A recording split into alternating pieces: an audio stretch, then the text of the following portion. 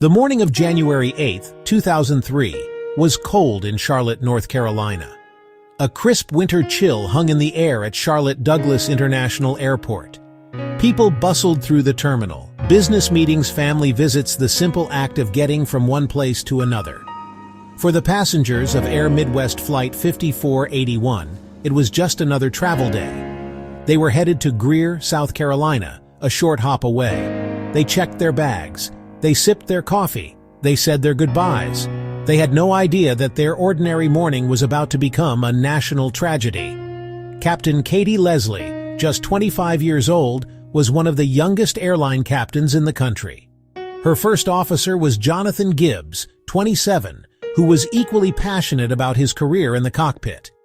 They went through their pre-flight checks, a familiar and practiced routine designed to ensure safety. The flight attendants prepared the cabin for the 19 passengers. Everything seemed normal. The weather was clear. The plane was ready. It was a day that should have been completely unremarkable. Each person had a story. Each person had a destination. Each person had people waiting for them. Just 37 seconds after lifting off the runway, the unthinkable happened.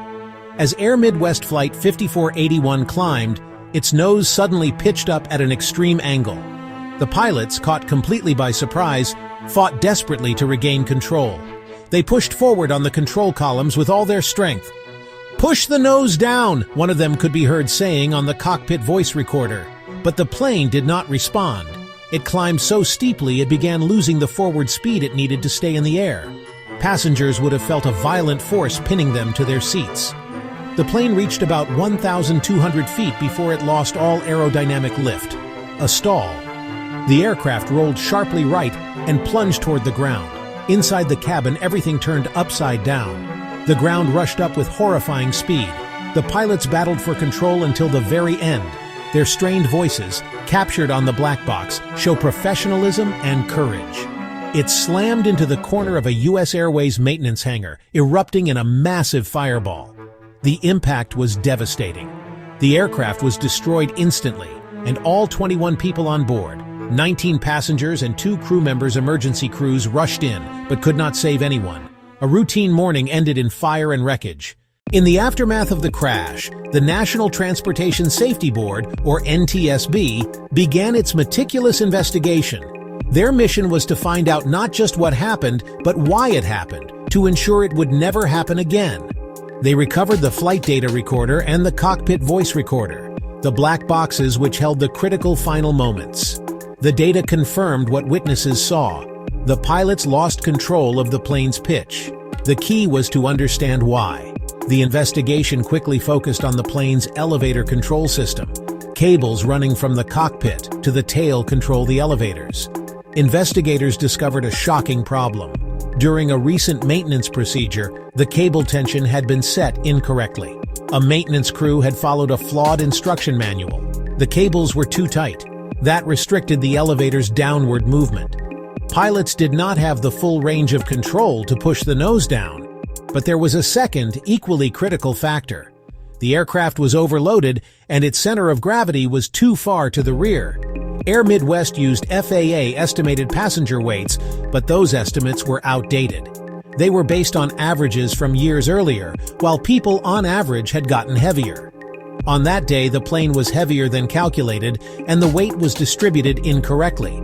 The rearward center of gravity made the plane want to pitch nose up, worsening the effect of the faulty elevator cables. The combination of these two factors was lethal. They were flying a plane that was rigged to fail. The tragedy of Flight 5481 was not a random accident. It was the result of a chain of human errors.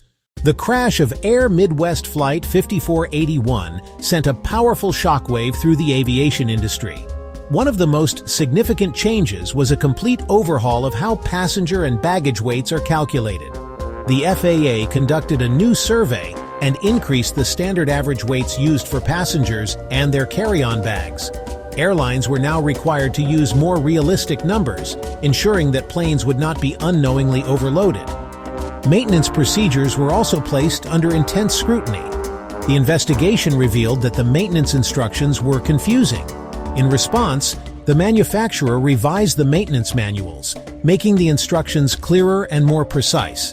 The FAA mandated that all operators perform immediate inspections to ensure their control cables were correctly tensioned. This focus on clear communication and rigorous oversight has made the entire system more robust. For the families of the 21 victims, the pain of their loss is everlasting. They lost parents, children, spouses, and friends in a disaster that was entirely preventable. Their grief fueled a powerful advocacy for change, ensuring that their loved ones did not die in vain. The names of those who perished on Flight 5481 are now tied to a legacy of improved safety. Out of the ashes of this terrible tragedy, a message of hope emerges. The changes made in the wake of the crash have made air travel demonstrably safer for everyone. Every time we board a plane, we are protected by safety procedures born from hard-won knowledge. Their memory lives on, not in the fire of the crash, but in the countless safe landings that happen every day.